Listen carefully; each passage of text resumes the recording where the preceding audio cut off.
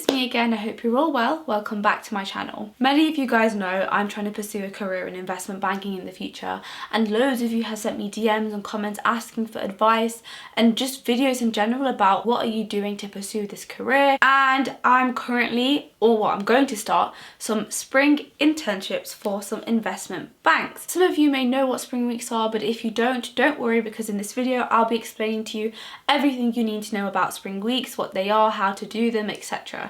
So don't worry. This is the first video of my series Spring Week Starter Packs, where everything that you need to know about spring weeks will be in this series, so be sure to smash that subscribe button down below to keep up to date with all my videos and my spring week series. But without further ado, let's just jump right in. So first of all, what is a spring week? Well, a spring week is essentially an internship that investment banks provide either first year students on a 3-year course or second year students on a 4-year course to do. So it can either be 1 day long or up to 2 weeks long in spring. You might be wondering, why do people do spring weeks? Well, if you're like me and you're trying to pursue a career in investment banking, you know just how competitive it is to get into the industry. Investment banking is so niche and difficult. Spring weeks are the path to breaking into the industry, because if you can get a spring week, sometimes they can be convertible, which means they can get converted into a summer internship, or doing a spring week will fast track your application to the summer internship at that firm. For example, if I'm doing a spring internship at Bank of America, at the end of my internship I might have an exit interview, or I will just have my application fast-tracked to the interview stage of the summer application process, which means I get to skip the whole application process of sending off my CV, cover letter, screenings, virtual assessments, etc. I'm straight onto the interview stage, so it helps massively with summer internships. Essentially what happens is, if you get a spring internship at that firm, you're more likely to get a summer internship at that firm too if it's convertible. Once you get a summer internship at that firm and you do that internship, you're more likely to get offered a graduate job at that investment bank, which is essentially amazing, because at the end of your second year at uni, you know you have that security of having a graduate job at an investment bank. So spring weeks are quite important, but having said that, you don't necessarily have to do a spring week to get a summer internship, you know, but it does massively help. As you can imagine, just like investment banking, spring weeks are extremely competitive. As you can imagine, there would be hundreds of thousands of applicants, basically students from many different courses and many different unis who can apply to spring week. A lot of you guys don't have mentors who can help guide you through spring weeks, and that's exactly what I'm here for. I'm here to be that mentor for you guys, because I want you guys to get your spring weeks and everything like that. So that's what we're here for now. Oh yeah, I forgot to mention the 4 places that I got my spring weeks at. So the first offer that I got was from Deutsche Bank. My second offer was from Bank of America, and I got that around end of December. My third offer was from Blackstone, and essentially Blackstone is an alternatives firm. It's the biggest alternatives firm in the world. My fourth offer was from Royal Bank of Canada. The process for most spring weeks are that, first of all, you send off your CV and your cover letter. Once you send those off, mostly immediately, you'll be invited to do online assessments. Every firm has different online assessments that you can do, but mostly what happens is you get a numerical test, you get a verbal reasoning test, and you get a situational judgment test. Along with your online assessments, you sometimes can get asked to answer some competency questions. So they might give you some questions, for example, who is your idol? Tell me one thing about you that's not on your CV already. Tell me something that you volunteered in. Those are some competency questions that they can ask you, and you have to write maybe 500 or 250 words to answer that question.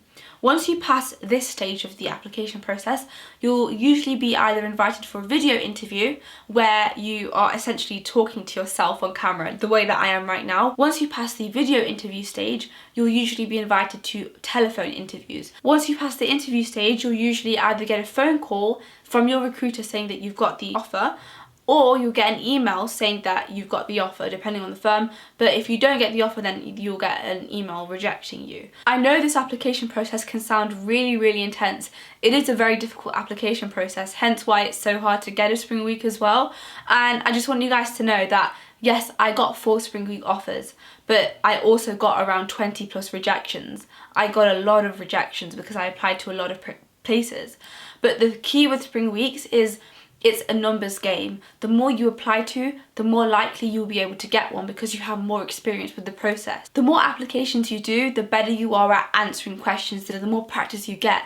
So trust me when I tell you, try and aim for 20 plus applications if you can, because that way you'll have better chances statistically and in practice of getting an offer. So you must be wondering, what did I do to get my spring weeks? How did I prepare for these spring weeks? Well, last lockdown I was doing a lot of preparation for my spring weeks. Flo told me to make an Excel spreadsheet of all the firms that I want to apply to, and it's extremely detailed. It took me, I want to say 1 month maybe or 2 months to do this spreadsheet. I probably started around April and I think I finished around June time of this spreadsheet, because I had to research into probably around 20 to 40 different firms and their spring week programs. It took me a lot of time, but that spreadsheet was a huge reason why I was able to track and manage everything that was going on. The second thing I did was polishing my CV.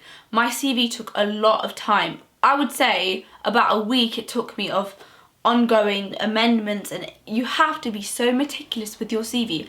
I'll be making a separate video on how to write a really good CV, and I'll be showing you my CV and everything in that video, but you want to have a really polished CV. And so I spent a lot of time polishing my CV, especially for investment banks. There's no room for error in your CV, so I spent a lot of time working on that as well. Also, most firms also require cover letters, and not just a wishy-washy, this is me, I go to this university, I like to do investment banking, I want to do your program. Not a basic one. Each firm requires specific, detailed cover letters.